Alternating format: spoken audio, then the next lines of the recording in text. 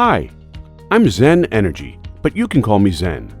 And I'm here to show you how to use acupressure to better manage fatigue and improve sleep.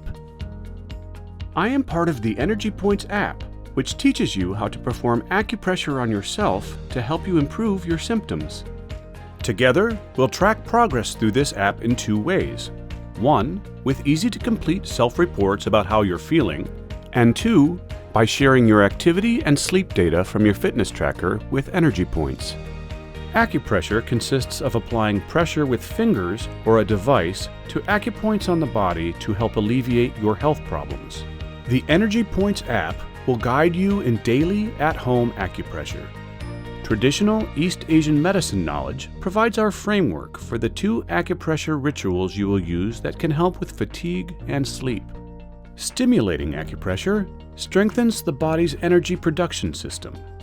Relaxing acupressure bolsters energy by activating your body's restorative and relaxation systems. The efficacy of these two simple acupressure rituals in reducing fatigue and/or improving sleep is supported by clinical research. In one clinical trial, acupressure users experienced a 30% reduction in cancer-related fatigue. Download the EnergyPoints app from your favorite app store to start improving energy and sleep.